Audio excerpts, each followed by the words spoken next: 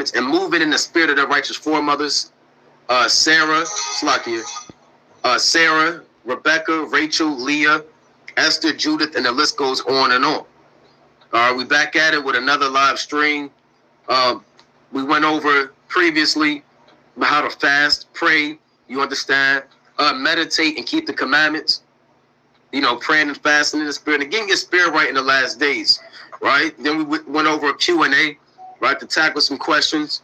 Went over some prophecy, right, with the blackouts, the worldwide blackouts, EMP attacks, and more prophecies.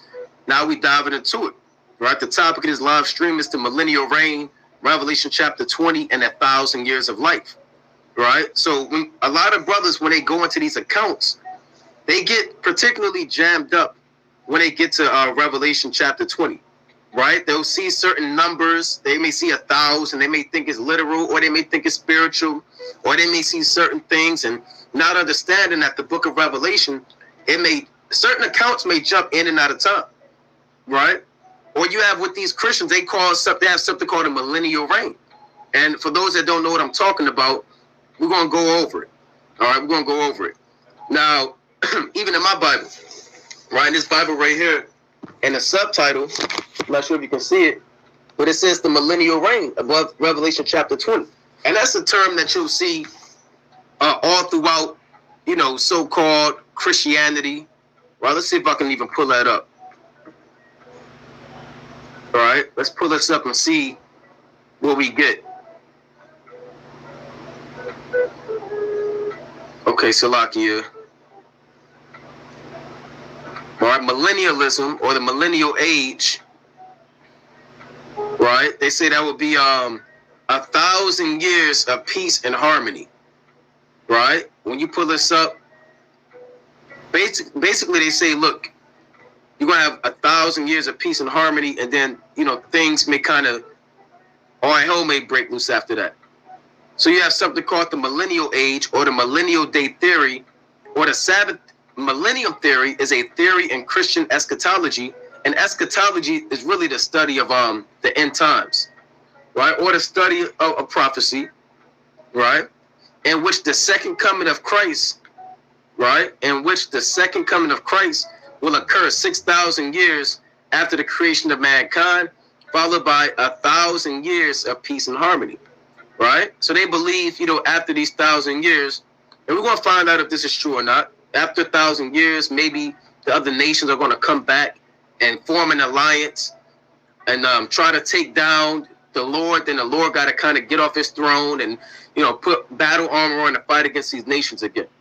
So we're going to go over this millennialism, right? And then go through Revelation 20 and show you where these things come from. So millennialism, right, is from the Latin for 1,000 years, or chillism, if I'm pronouncing that right. It's the Greek way.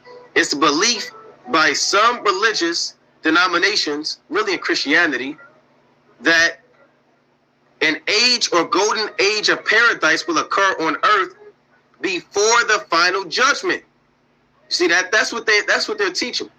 They're saying when Yahweh Shah returns, we're going to be set up for 1,000 years of peace.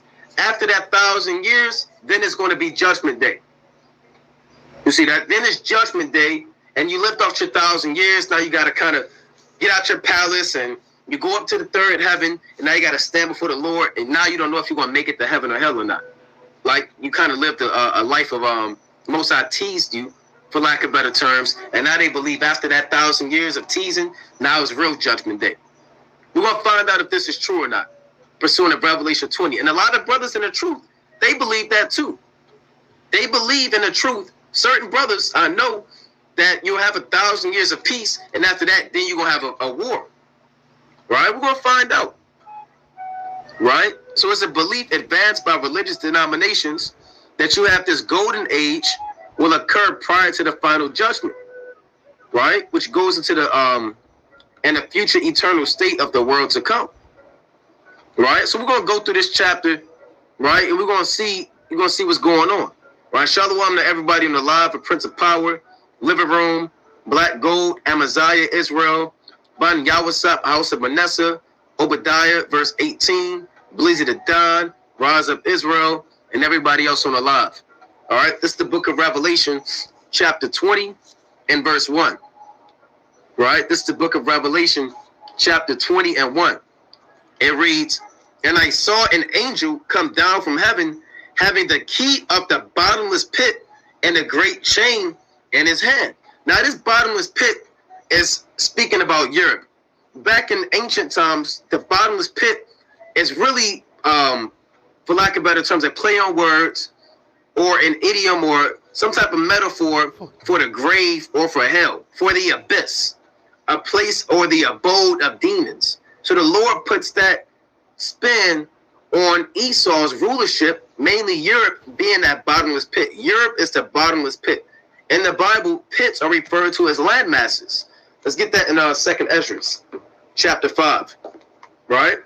2nd Ezra, chapter 5. And we're going to tackle this millennialism and see if this thing holds weight or not, right? 2nd Ezra, chapter 5, and I'm going to go to verse 20. Salakia, 2nd Ezra, chapter 5, and verse 24. All right, dealing with the Most High's list of favorites. 2nd Ezra, chapter 5, and verse 24. "And of all lands of the whole world, thou hast chosen thee one pit, and of all the flowers thereof, one lily." So the Most High's favorite pit or his favorite landmass is not the bottomless pit. It's not Antarctica, where all of the penguins walking around at. It's not Africa. A lot of you jakes think that's the damn motherland. The Lord not dealing with Africa, man. All right? Or you so-called Africans, I'll put it like that. The Most High's favorite landmass is the land of Israel. The Most High called it a pit, right? And that pit, that flows with milk and honey, right? Let me get that in Deuteronomy 8. Our pit flows with milk and honey. Our pit brings forth life. Our pit brings forth immortality, right? Let me get this in Deuteronomy chapter 8 real quick, right? And when we study our pit and how it brings forth the life, then you look on contrary at the bottomless pit, the place of wickedness and sin, right? Which is so-called Europe, the headquarters now of the so-called white man, right? This is the book of Deuteronomy, chapter 8 and verse 7. It reads, "For the Lord thy God bringeth thee into a good land, a land of brooks of water, of fountains and depths and springs out of the valleys and hills, Salakia, a land of wheat and barley and vines and fig trees and pomegranates, a land of oil, olive, and honey, a land wherein thou shalt eat bread without scarceness.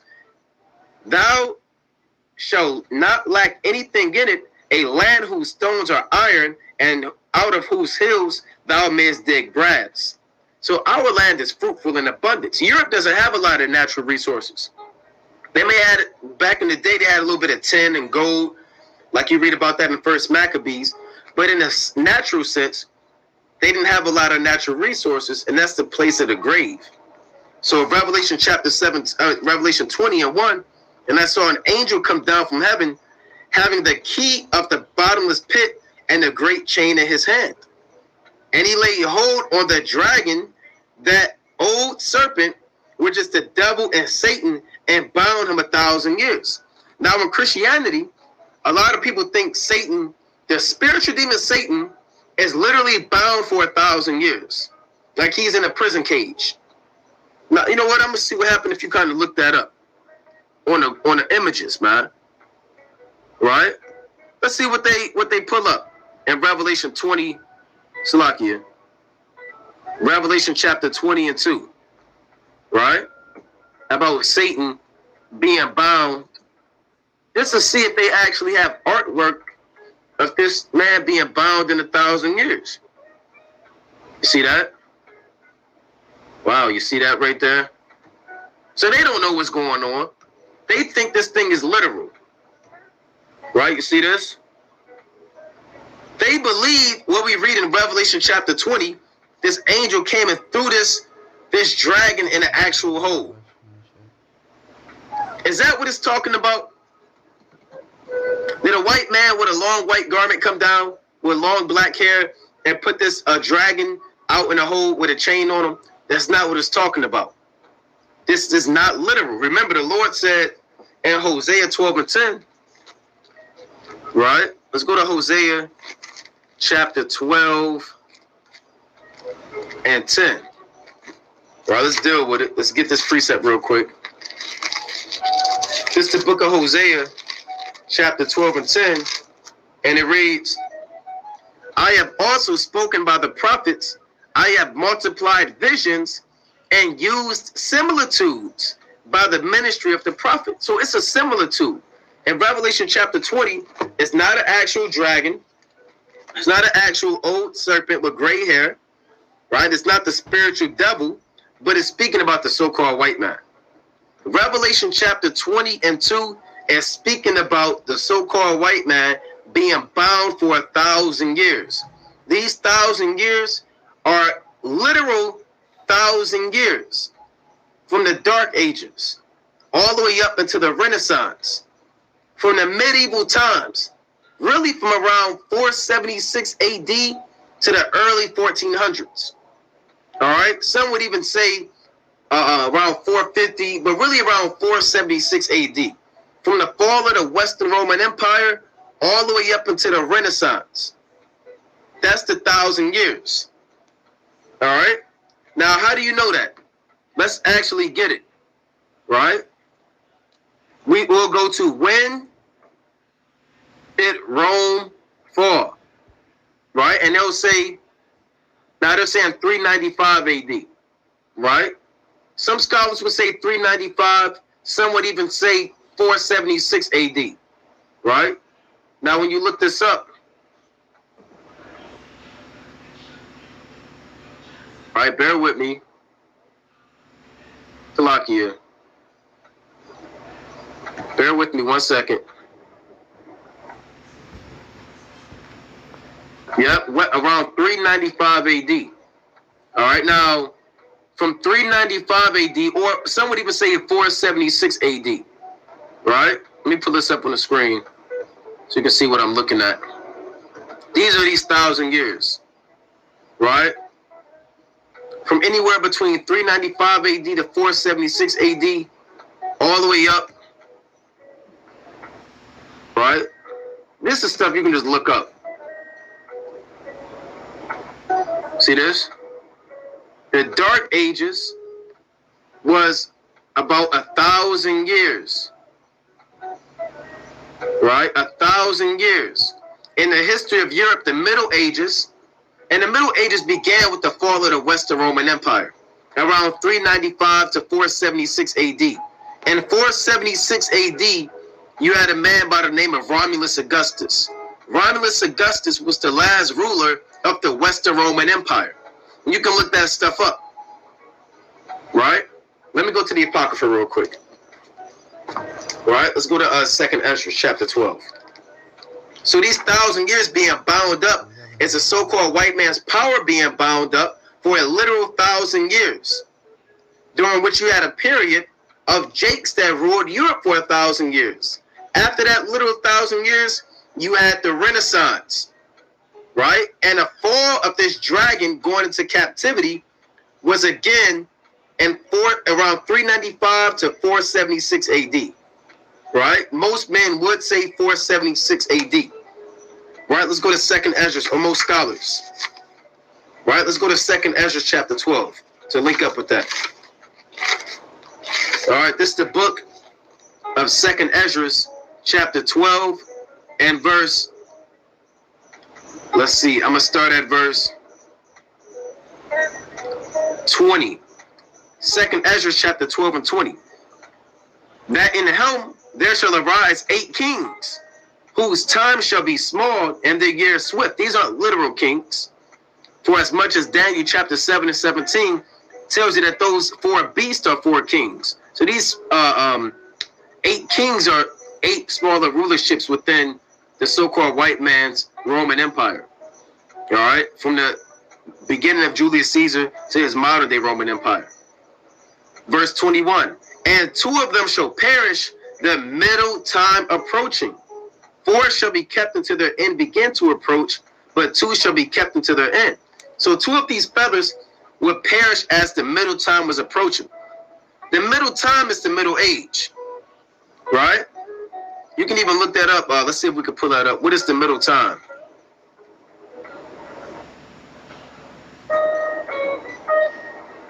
See that? The middle time, you can look it up, are the Middle Ages.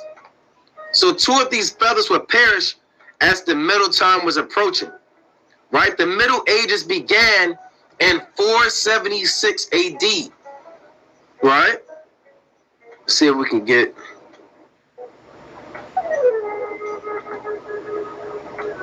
Okay, bear with me. All right, so the most common, let's get this. The most commonly given starting point for the Middle Ages is around 500, with the date 476 first used by Bruni, right? So 476 is the beginning of these 1,000 years, right? If you want to say 395, there's nothing wrong with that. But you have a period of 1,000 years, right? How long were the Middle Ages? In the history of Europe, the Middle Ages, or medieval period, lasted from the 5th to the 15th century. That's 1,000 years. It began with the fall of the Western Roman Empire, who was Romulus Augustus, and merged into the Renaissance and the Age of Discovery. So Revelation 20 and 2, it reads, and you have to know when this is a literal 1,000 years and when it's not. All right? And he laid hold on the dragon, that old serpent, which is the devil and Satan, and bound him 1,000 years, because the so-called white man's rulership was taken away for a period of time. All right? Now, again, when you look up during the Dark Ages, you had black people ruling, so-called black people. All right, let's see if we can get that. All right, for this 1,000 years, you had Jake ruling Europe. All right, during the Dark Ages. All right, you see this? These are actual coats of arms when you had Jake ruling Europe for 1,000 years. All right, you can see the so-called black men on it. Let's see if I can get, oh, here's another one. See that? And that was in Germany. You had Jake that ruled Germany. You had Jake that ruled France. Right? You had Jake that ruled during the time of the Holy Roman Empire. Let's see if we can get Moors. See that? So you had Jake up in Europe for 1,000 years. This is real, man. Don't get it fooled, man. Don't get it twisted. Don't let the so-called white man tell you, oh, it was the Dark Ages. We don't know what happened. That time in history is lost to us because there were no records. Everybody knows that so-called black men took over Europe for 1,000 years as part of the Holy Roman Empire with the fall of Romulus Augustus at 476 AD.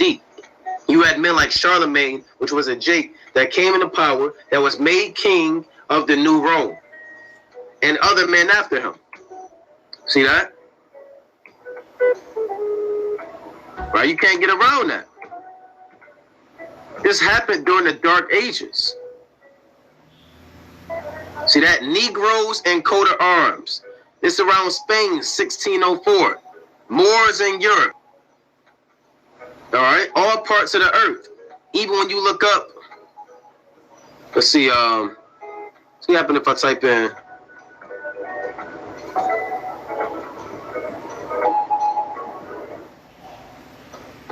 I spelled that kind of wrong. But when you look this up, you even had so-called Jakes like St. Maurice up there in Europe. See that? You have so-called Black Knights. And it's from the Holy Roman Empire. All right? See that? This looked like somebody from the Backstabbers, the group, if you know what that is. See that king right there? That's obviously a Jake. Right? He looked like Prince. See that? But they want you to think that King Arthur and all these so-called men were white men. These was Jakes taking over, man. Right? So we took over Europe for that 1,000 years, right? And everybody, most scholars would know that, all right? So let's read on. Revelation chapter 20 and 3. And then, we're going to read on. And cast him into the bottomless pit and shut him up and set a seal upon him that he should deceive the nations no more till the 1,000 years should be fulfilled. And after that, he must be loosed a little season. So again, we went over that. He was shut down from the 5th century all the way up to the 15th century. He was shut down for 1,000 years. After those 1,000 years, he came back into power. You had Edomites that took down the Moors out there in Granada, out there in the Iberian Peninsula, parts of Portugal, Spain, even parts of France, as far as damn Germany, man, and kicked them out. A lot of them got taken into slavery and brought to America. A lot of them got pushed down to Morocco, Mauritania, other parts of modern-day so-called Africa, and they were taken captive, around a few hundred years later, right? So again, so he must be loosed a little season. And the little season is the time you live in there now. This is the time where the Most High gave them power. All right? Every nation had a great chance to rule. But now it's time for the so-called white man to come back into power. That's where you get the word Renaissance from. Right? If you don't know what the word Renaissance means, let's pull it up. Right? The word Renaissance, it literally means rebirth. All right, let's pull this up on the screen so brothers can see what's going on. All right, the Renaissance was a fervent period of European cultural, artistic, political, and economic rebirth. Because they were dead. They were in darkness. They were in chains for 1,000 years. They were slaves under so-called black men, Hispanic and Native American men that ruled Europe for this period of time. But eventually the Most High let them come back into power to fulfill prophecy. Everything has to be fulfilled, right? So an economic rebirth following the Middle Ages, generally described as taking place from the 14th century to the 17th century, meaning like from the 1300s to the 1600s. The Renaissance promoted the rediscovery of classical philosophy, literature, and art, right? So they came back into power, and we know the so-called white man whitewashed all of their images and destroyed the ancient dark images in the ancient coat of arms. See that? Now everybody that ruled was white. All right? See that? That's what you call iconoclasm. Get that. Iconoclasm happened during the Renaissance when you had actual dark images or these Russian icons where they once were dark. See that? Now they're whitewashed. See that? They're taking the images and they're burning them. Look at this. These are all dark faces, but they chiseled off the faces of these men. You can still see this person with dark skin. Now this is in Europe. Now they don't want you to know that these were so-called black men and black women. Why? Because that would let you know that, hold on now, when did you Europeans come into power? And who was ruling Europe before you were ruling Europe? And there's going to be plenty of questions. And they don't want to answer those questions. They don't want the world to know that at one point in time, let me go to Job chapter 30, that they were living like savages, man. Right? Let's go to Job chapter 30. This Job chapter 30 and 1. It reads, "But now they that are younger than I have me in derision, whose fathers I would have disdained to have set with the dogs of my flock." So Job said, I don't even want him around. I don't even want these Edomites around my dogs, around my sheepdogs, around my animals, because they're completely ruthless and savages. Verse 2, "Yea, whereto might the strength of their hands profit me?" Meaning, what can they do for me? Because I'm going to tell you about them. "In whom old age was perished.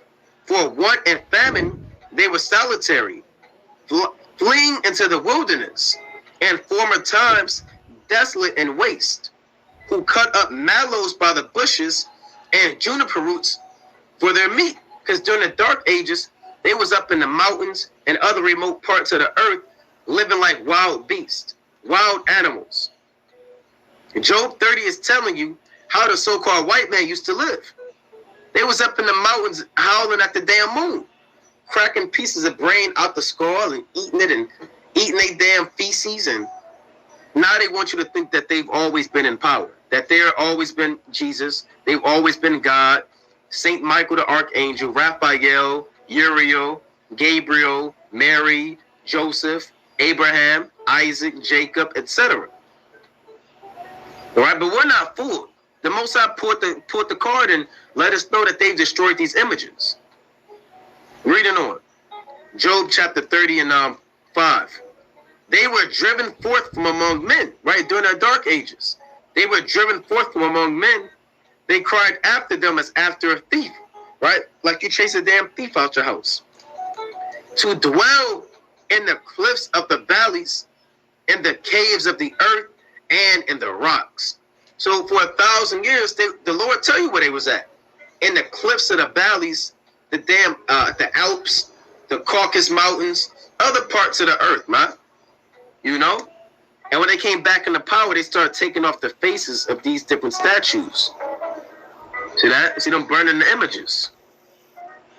Burning all the icons.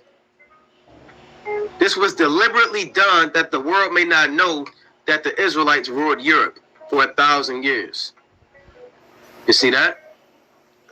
So that's why Revelation chapter 20, when it says they must be loosed a little season, and speaking about the so-called white man coming back into power. And the Judah got beautiful precepts. Judith, it's like Wisdom of Solomon, 14 and 15, right, which is the creation of white Jesus, Caesar Borgias. For a father afflicted with untimely mourning, when he hath made an image of his child, soon taken away. Now honor him as a dead man. It's like now honor him as a God, which was then a dead man. Right? And we'll do a whole breakdown on the creation of white Jesus one day, man. Caesar Borgias, if you don't know about it. But Wisdom of Solomon shows you that you had men like Pope Alexander VI of Rome, Rodrigo Borgias. He took Michelangelo and made him and charged him to paint an image of his son, Cesare Borgias, or Caesar Borgias, who was nothing but a pedophile. And he was actually Leonardo da Vinci's lover, right? And he raped his sister and he murdered his brother. And this is the image that they set up. They took this man and made him a god. First Maccabees 3 and 48, and laid open the book of the law, wherein the heathen has sought to paint the likeness of their images. You see that? So let's go back to Revelation chapter 20. All right? Let's go back to that. Revelation chapter 20 and 3. All right, let's deal with it. Revelation chapter 20 and 3. And cast him into the bottomless pit, and shut him up, and set a seal upon him, that he should deceive the nations no more, till the 1,000 years should be fulfilled. And after that, he must be loosed a little season. So again, the little season is the time you live in there now. Where this so-called white man is back in the power seat. The Roman Empire is back on the earth. Let's go to Revelation chapter 12. Right? Let's go to Revelation. Actually, I want Revelation 13. Right? Revelation chapter 13 and verse 3. All right? Revelation chapter 13 and 3, dealing with the Roman Empire. It reads, and I saw one of his heads as it were wounded to death, and his deadly wound, Salakia, and his deadly wound was healed. And all the world wondered after the beast. So the Roman Empire, you had 7 heads. You had Greece, you had Rome, you had Spain, you had France, you had Germany, you had Russia, and you had Great Britain. Now, one of the heads, Salaki, bear with me, one of the heads that were wounded to death was what? Was Rome. Rome fell, most brothers still say 193 AD, with Septimius Severus, But the true Western Roman Empire didn't really fall until around 395, or some would say 476 AD. Right? So one of the heads were wounded to death. The Roman Empire fell in the 5th century, around 476 AD, and they came back into power. They came back into power. That's what it means. One of his heads were wounded unto death, and all the world wondered after the beast. And his deadly wound was healed. The deadly wound that was healed was the Roman Empire coming back on the earth in power. Right? That's why you have the Renaissance. That's why precepts like Wisdom of Solomon, chapter 14 and 15, and 15 and 4 exist. All right? So let's go back to Revelation chapter 20. All right? Let's deal with it. Let's go back to Revelation chapter 20 and verse 4. Now we're going to jump guns, right? When you read Revelation 20, I'm going to explain this to you. When you read Revelation chapter 20, verses 1 through 3, it's going to shift gears when you go to verse 4. Verse 3 is actually going to pick back up at verse 7. All right? Revelation chapter, I'm going to say that again. Revelation chapter 20 and 3 is actually going to pick back up at Revelation 20 and 7. When we go to Revelation chapter 20 and 4, that's an entirely new, different thing. And you'll begin to notice that when you read it in the spirit, you say, hold on, now with this shifted, now it's talking about this, because you got to kind of know what's going on in this thing, right? Like the Lord said, you got to know in Ecclesiastes 8 and 5, get this precept, right? Ecclesiastes chapter 8 and verse 5. And it reads, whoso keepeth the commandment shall feel no evil thing, and a wise man's heart discerneth both time and judgment. So when you're going through the scriptures, a wise man is going to discern. Hold on now. Revelation 20 and 3, then it took this quick break. It's talking about something else. In verse 7, it seemed like it's picking back up from verse 3. Okay, that's the Most High letting me know that this chapter is going to jump in and out of time. Right? So when you break it down Revelation 20, you want to be careful with this thing. Right? It'll shift gears on you and then pick back up. Revelation chapter 20 and 4. And I saw thrones, and they sat upon them, and judgment was given unto them. And I saw the souls of them that were beheaded for the witness of Yahushua, and for the word of God, and which had not worshipped the beast, neither his image, neither had received his mark upon their foreheads or in their hands, and they lived and reigned with Hamashiach 1,000 years. You see that? So this is speaking about in the kingdom of heaven, right? These are the men that are going to be ruling, the martyrs, right? This is not speaking about now. This is speaking about in the kingdom of heaven. All right? Now, let me go to this in Psalms chapter 122. Right? Let's go to Psalms chapter 122. And like the brother said, Judah Minor, you can't read it like a damn Harry Potter book. You have to go precept upon precept.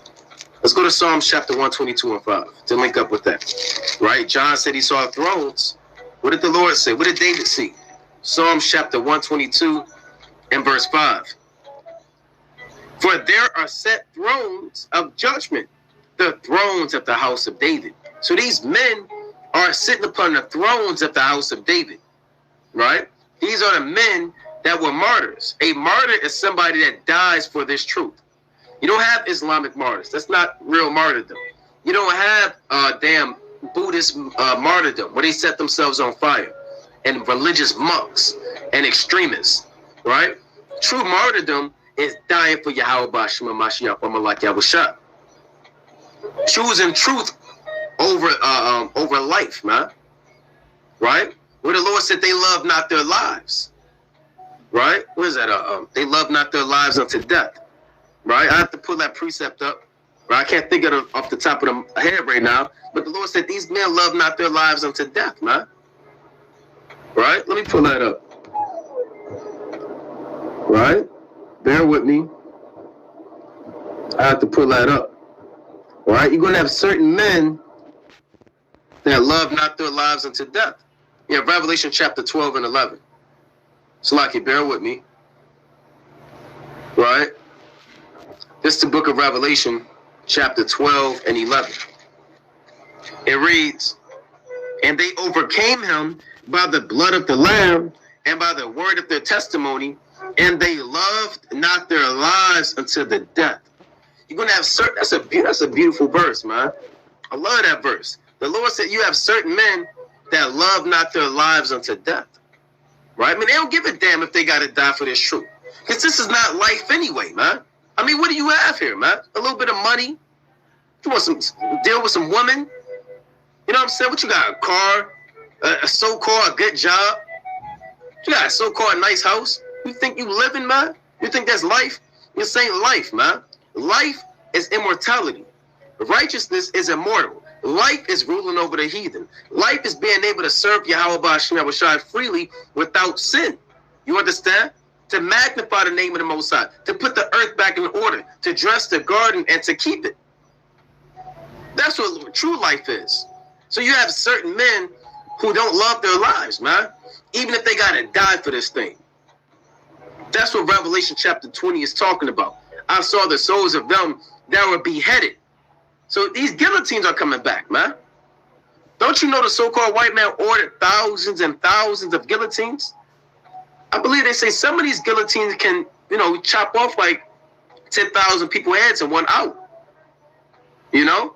Let me go to Revelation chapter 6. Right? So you got to be prepared to love not your life, even unto death.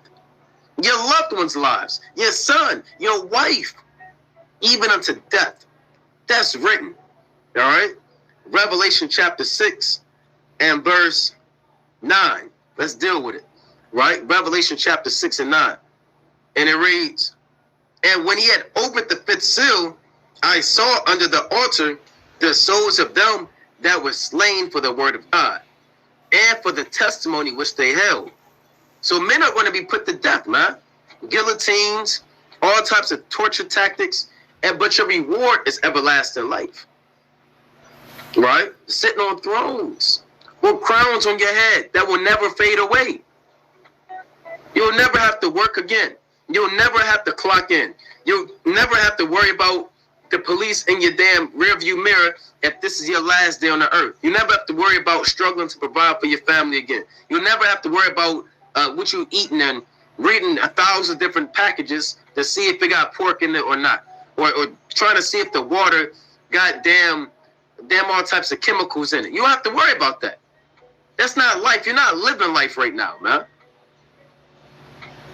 Right? So the Lord said that these men were slain for the word of God and for the testimony which they held. Meaning they would never, ever, ever forsake the Most High. Reading on. Verse 10. Revelation chapter 6 and 10. And they cried with a loud voice, saying, how long, O Lord, holy and true, dost thou not judge and avenge our blood on them that dwell on the earth? So they're praying, Lord, when are you going to kill these damn devils for killing us? Lord, what is going on? How long do we have to wait in the spirit world while we see our brothers getting murdered, man? And what did the Most High tell them? And white robes were given unto every one of them, and it was said unto them that they should rest yet for a little season, until their fellow servants also and their brethren that should be killed as they were should be fulfilled. See that? So the Most High said there's a set number of men that have to be killed. Once that number is fulfilled, then the Most High is going to put judgment on the earth. You see that? So let's go back to Revelation chapter 20. Right? Let's read that again. Revelation chapter 20 and verse 4. And I saw thrones, and they sat upon them, and judgment was given unto them. And I saw the souls of them that were beheaded for the witness of Yahweh Shai. You see that? Because it's going to get to the point where you're not going to be able to say that you're Israel. You're not going to be able to grow your beard out. If you grow your beard out, you're going to get put to death. If you keep the Sabbath, you're going to get put to death. Right? The times of 2nd Maccabees are coming back to the earth. 2nd Maccabees chapter 6, chapter 7 with the 7 brethren. 1st Maccabees chapter 1. All these chapters are coming back to the earth again. right? Only thing is, we're not going to have another Judas, Simon, and Jonathan, and Matthias. We're going to have Hamashiach Yahushua, right? Let me read it one more time from the top. Revelation 20:4. And I saw thrones, and they sat upon them, and judgment was given unto them. And I saw the souls of them that were beheaded for the witness of Yahushua and for the word of the Most High, and which had not worshipped the beast. The beast is Babylon the Great. You don't get down with Christianity. They don't get down with damn politics and democracy and being a Republican and voting and being a homosexual and anything that's acceptable in this society. They don't worship it. They don't get down with this system. Neither his image. That's the same thing, right? His spiritual image, what he stands for, his reputation, and his name. Neither had received his mark upon, right, upon their foreheads or in their hands. Meaning you don't accept it mentally, right? Neither do you perform those behaviors, right? And they lived and reigned with the Mashiach 1,000 years. Now that 1,000 years is speaking about a complete time, right? We're going to rule literally forever, all right? It's not like we're going to rule for 1,000 years, then we're going to get off our thrones. We're going to literally rule for a forever time, all right? Or forever. That's why Daniel chapter 7, chapter 18. Let's go to this. Daniel 7 and 18. But the saints of the Most High shall take the kingdom and possess the kingdom forever, even forever and ever. Right? Now, with that being said, this is twofold. Because after 1,000 years, right, and that's a literal 1,000 years, you're going to have the other nations be relinquished from their hardcore captivity, and Esau is going to be exterminated. But in a greater sense, our rulership is forever. Sometimes 1,000 just means completion, right? That's in the book of Daniel. Let's get that in Daniel chapter 7.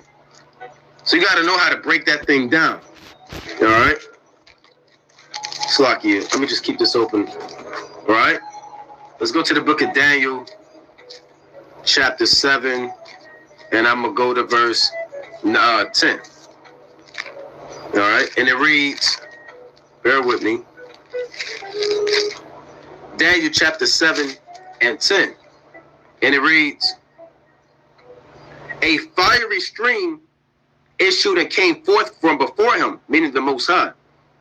Thousands, right, ministered unto him, and 10,000 times 10,000 stood before him. The judgment was set and the books were open, right? So sometimes 1,000 can mean literally, sometimes it just means completion, right? That's why in Revelation 11, right, let's get this in Revelation 11. Here's another precept. Revelation chapter 11 and verse 12, right? Revelation chapter 11 and 12. And they heard a great voice from heaven saying unto them, come up hither. And they ascended up to heaven in a cloud, and their enemies beheld them. So the elect are going to get beamed up, and our enemies are going to watch. Right, reading on. And the same hour was there a great earthquake, and the 10th part of the city fell. So that the 10th part, or that 10,000 or 1,000, just means completion. Any I can't think of the mathematical term, but any there's a term they used to tell you, but rather it's a 10, like the exponent to 10. Sometimes 10 or 1,000 or 10,000 or 1,000 thousands. That just means completion. From a 10th part to 1,000, if you can understand. All right. That's another good precept. Psalms 91 and 7. 1,000 shall fall at thy right side, and 10,000 on thy left, but it shall not come nigh thee. That's a beautiful one, right? And a 10th part of the city fell, and in the earthquake was slain of men 7,000. And the remnant were affrighted and gave glory to the God of heaven, right? And let's go to Psalms 91 and 7. So that's a good precept too, right? Psalms chapter 91. That's why certain people get tripped up. They don't know when it's 1,000 years is literal and when it's just spiritual. All right. Psalms chapter 91 and verse 7. Right? It reads, 1,000 shall fall at thy side, and 10,000 at thy right hand, but it shall not come nigh thee. Only with thine eyes shalt thou behold and see the reward of the wicked. You see that? So that 1,000, again, you got to know when it's spiritual and when it's not. Everything's not literal in the Bible. That's why, you know, even 7 or 5 or 4, 3, 8, 6, 9, 10, these numbers all carry spiritual meanings. So let's read that again. Revelation 20, and I'm going to read that latter part again. And they lived, this from the latter part of Revelation 20 and 4. And they lived and reigned with the Mashiach 1,000 years. All right? Now, this is what the scholars get the millennial reign from. They believe we're going to reign for 1,000 years. And then after 1,000 years, Satan is going to come back and take us down. Because they think that 1,000 is literal. It's not literal. Right? We're not getting off the throne. We're not going to be in the kingdom of heaven. Then Esau, he has a conspiracy, and he start assassinating certain saints, and then he take over this city. Then he has a campaign to take over this city, and he marching towards the holy temple. Now he take over. Now the Lord got to get off the throne, right? The Lord take it and blow the trumpet, and then all the angels, hurry up, here come Esau. And they got to take down Esau again. It don't work like that. That's another good precept with the talents in Matthew 18 and 22, right? That's another good precept. So you can add those to your arsenal when you break it down this 1,000 years. Verse 5, Revelation 20 and 5. But the rest of the dead live not again until the 1,000 years were finished. This is the first resurrection. So the first resurrection is getting beamed up in the chariots, right? When the first go around, when the elect are delivered, that's the first resurrection. All right, we read that in Revelation chapter 11 and 12. Let me get Isaiah 26. Right? Let's get this precept about getting beamed up. That's the first resurrection. Isaiah chapter 26 and 19. Right, let's deal with it. Isaiah chapter 26 and 19. Thy dead men shall live, together with my dead body shall they arise. Awake and sing, ye that dwell in dust, for thy dew is as the dew of herbs, and the earth shall cast out the dead. Right, so, you know, that's speaking about us being resurrected on the spiritual and physical level. Awake and sing, come out this earth and sing this truth. Your dew is as the dew of herbs. The Lord is giving you dew, a living water to saturate your thirst and quicken you and make you alive on the earth through this gospel. Right, verse 20. Come, my people, enter thou into my chambers, and shut thy doors about thee. Hide thyself as it were for a little moment, until the indignation be overpast. For behold, Yahweh, Ba'ashem Yahushai, cometh out of his place to punish the inhabitants of the earth for their iniquity. The earth also shall disclose her blood, and shall no more cover her slain. You see that? So the Lord said all that blood is going to come up and testify against the so-called white man, right? Now, I'm going to read that again. Revelation chapter 20 and 5.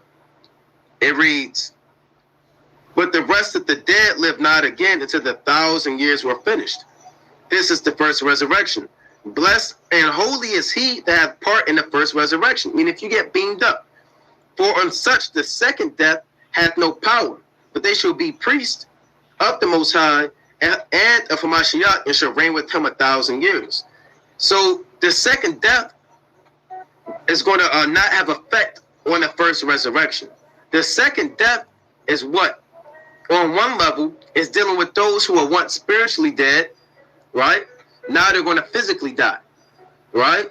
On another level, this first death was by the flood, and the second death is by fire, right? You have people that are dead right now, but their second death is going to be literal. You have people that once died by the flood of water, now they're going to die by the flood of fire. So that's how you break that second death down. All right, let's get that in Revelation chapter 14. Let's get a precept on the second death. Revelation chapter 14 And I want to go to verse, I believe I want verse 9. Revelation chapter 14 and 9. It reads, "And the third angel followed them, saying with a loud voice, If any man worship the beast and his image, and receive his mark on his forehead or in his hand, he'll go to second death. The same shall drink of the wine of the wrath of the Most High, which is poured out without mixture into the cup of his indignation, and he shall be tormented with fire and brimstone." That's the second death. Being tormented by fire and brimstone, the missiles, the chariots, any type of destruction is going to result in your body being corrupt and burnt. It shall be tormented with fire and brimstone in the presence of the holy angels and in the presence of the Lamb. You see that? That's the second death. Like the brother said, the lake of fire. No, that's not a literal lake. That's a metaphor, right? It's poetic, right? That's all it is. Because when John saw all the fire and destruction upon the soils, he looking down and said, that looked like this an actual lake, right? Just like John, when he described the missiles, he said that looked like a serpent tail and a lion head, you know, and he saw the helicopters. He said that looked like a woman's hair with a man's face and teeth like a lion and a sound like a locust. John didn't know what was going on, right? John didn't know. He's doing his very best, and we got to bear with him, because he's doing a hell of a job to describe things from the future 2,000 years ago. And through the Spirit, we can understand it, right? So let's go back to that. Revelation chapter 20, right? Revelation chapter 20, and where we at? 6. "Blessed and holy is he that hath part in the first resurrection. On such the second death hath no power." See that? Meaning you're going to be, if you get taken out this thing, you're going to be immortal. All right? "But they shall be priests of the Most High and of Hamashiach, and shall reign with him 1,000 years. And that's that same spiritual 1,000 years. Verse 7. Now when we get to verse 7, remember, verse 7 is based off of where verse 3 ended. Verse 7 is based off of where verse 3 ended. And I'm going to